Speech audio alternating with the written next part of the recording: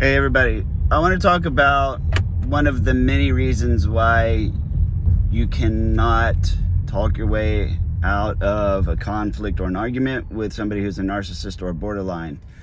It's a topic that I've done numerous videos on. It bears repeating, and with time, just as I sort of see things from different angles and new perspectives, I like to add them into this channel. So here you go. And then I'll talk about ways to overcome this and deal with it. So there's many different reasons why they're conflict seekers and what they seek to gain, etc., etc. But one thing that persists constantly is the fact that it just never ends. It just never ends. There's no talking them down. There's no reasoning. The more you try to fix things, the worse it gets. And it becomes this emotional quicksand, for lack of a better term. But that's basically how it feels. The more you fight and struggle for things to get calm, the more you get dragged down and suffocated. So why does this happen? We all know, yes, narcissists, they feed the ego, they look to devalue and raise themselves up, etc., etc. But that's really not the complete picture, and I think a lot of people deep down sort of feel that way, where you watch all of these academic videos that say all of these things about, how narcissism gets its roots from, boosting the ego, and how they must devalue other people and put other people down, and they have the flying monkeys and the supply, and they need the supply and all that other stuff, right? Well, there's more to it than that. You're not imagining it. They're not talking about it. I've done a lot of reading, and I put together what I feel is like a big piece of the puzzle. Okay, so it's this. You can never calm them down because you are no longer the person they rely upon for emotional stability. You are now the problem. Now I'll say that again. People with narcissistic personality disorder and borderline personality disorder lack the ability to regulate their emotions internally. Okay, so when they're happy, they're really happy. When they're mad, they're raging angry, right? They work hard, they play hard, they do everything hard, okay? And they also have an incomplete emotional vocabulary, we'll say, of ways to express their feelings. So for example, most cluster B people do not have a well-developed strategy for expressing sadness, and it's because cluster B disorders have at their core the avoidance of sadness motivating everything. So with borderlines, they are attempting to avoid that feeling of abandonment, and with narcissism, it develops as a maladapted coping strategy.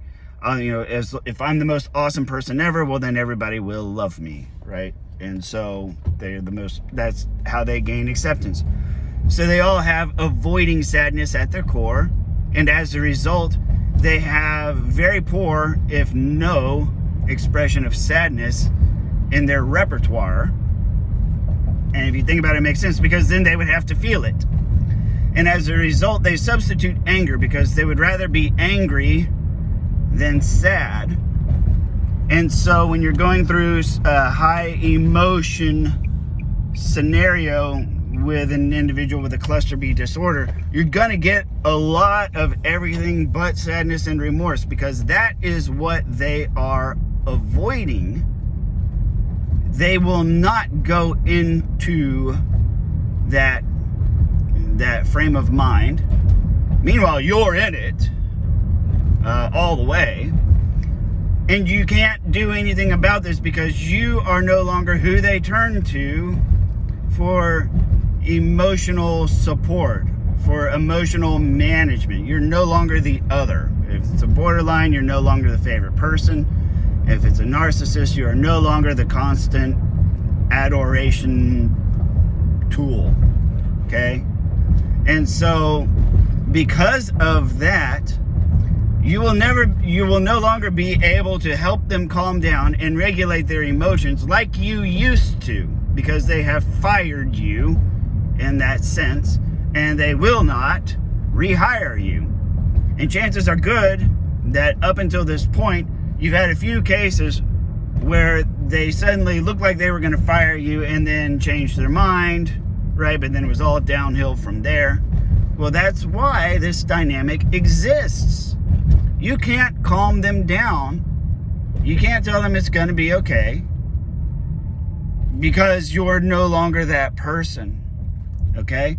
And in one way, it's sad. And another way, it's good, because you have been released of your responsibility. The fastest way to go crazy is to concern yourself with the happiness of others. And that's one reason why you're going crazy. And it's also one reason why these cycles persist and continue. See, it's not just about seeking superiority. Not just about it. That is a motivator, and God knows there are plenty of arguments that have that at their core. But then there's the ones that don't. And it doesn't seem like there's a whole lot of channels talking about this, or that have put those pieces together.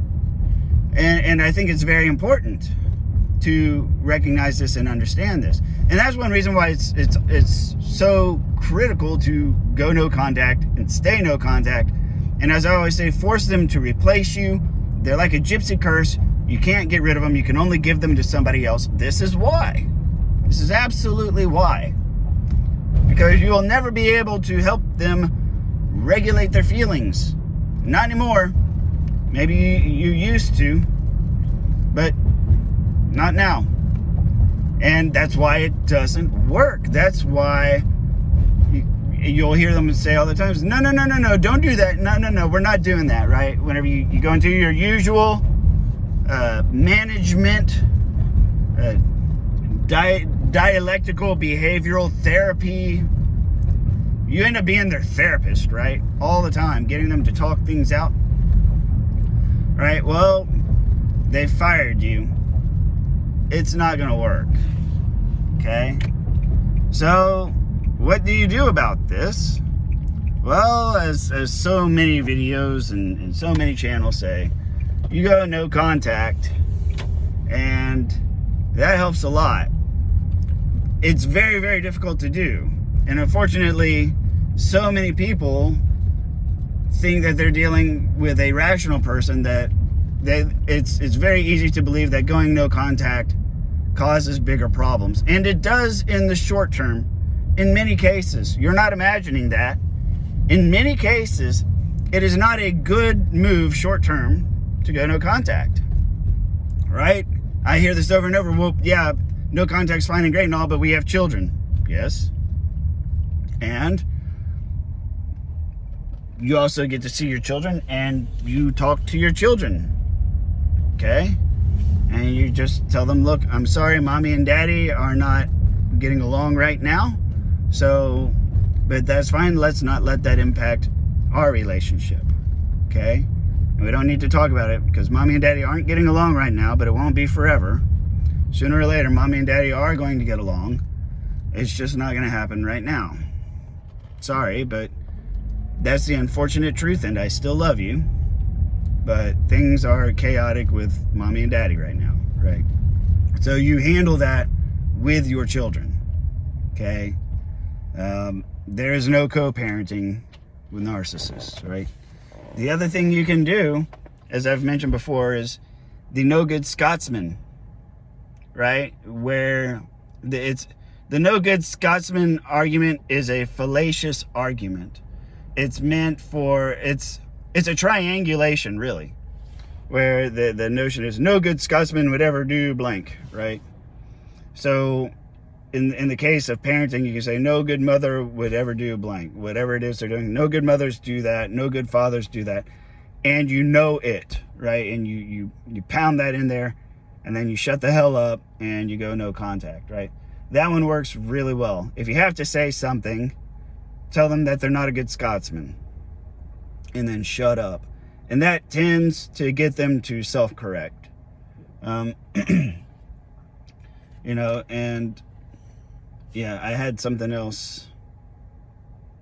So I'm like a human Etch-a-Sketch sometimes. It's just, I get shaken up and the whole thing just is cleared out.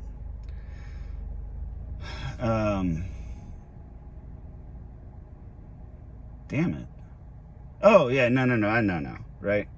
Lastly, and I mentioned on my channel before this acronym by Kevin Samuel, sign language, SIGN. It stands for shame, insult, guilt, and the need to be correct.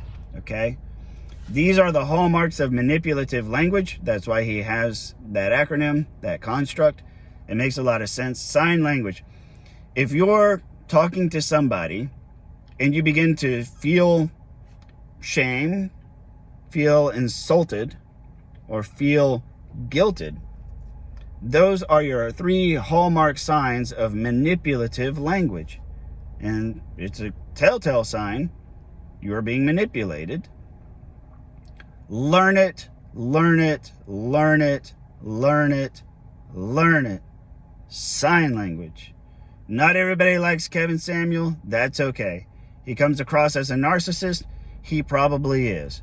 He's an image consultant. Of course, he's going to be a narcissist. Most people concerned with their image are narcissistic.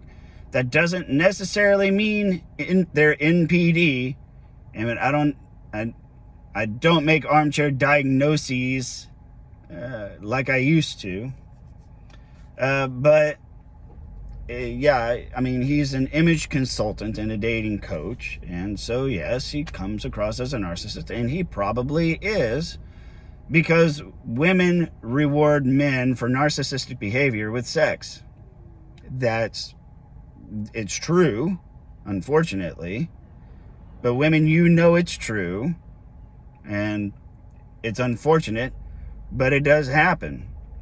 Anyway, you've seen male narcissists. They just go, just how easy it is to replace a woman with another woman.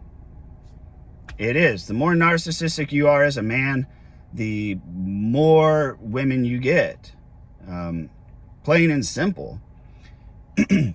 So, sign language. If you're feeling shame, insults, or guilt, those are not natural emotions. Those are not a normal part of our emotional expression. Those have to be put there by somebody. And that's why I love this acronym so much.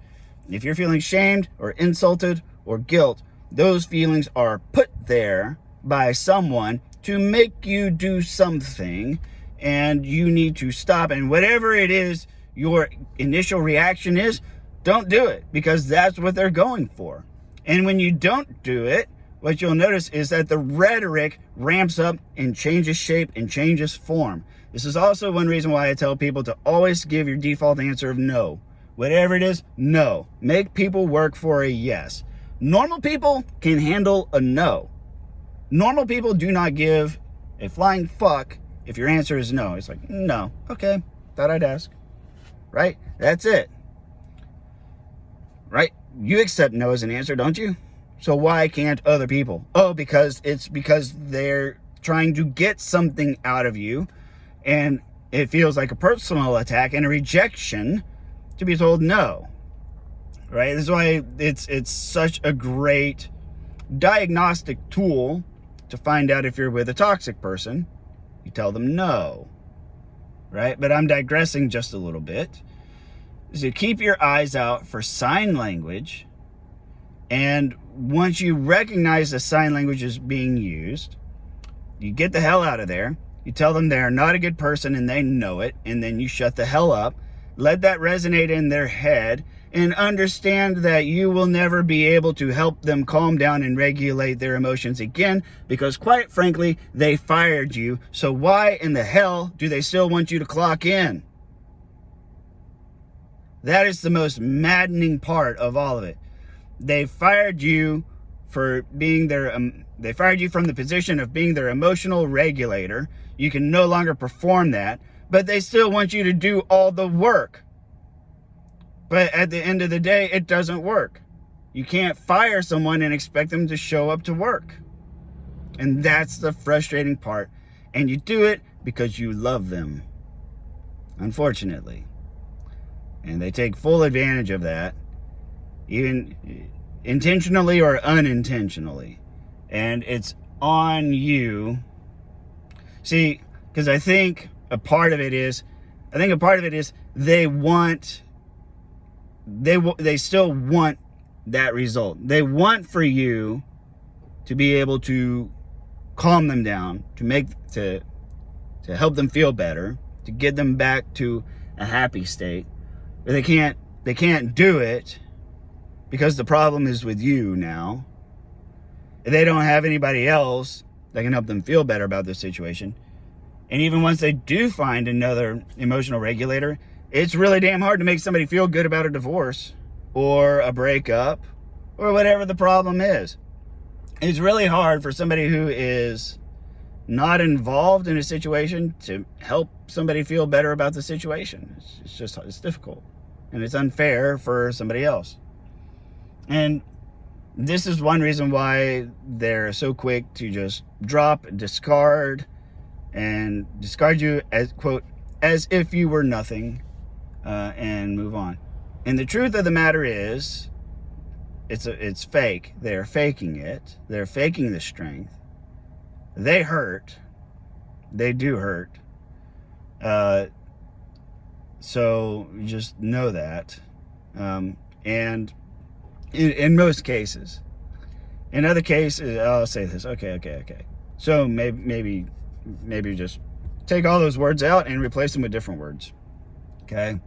There's a chance that you really just meant nothing to them and that you were only being used. In that case, you're dealing with a psychopath or a sociopath on top of everything else.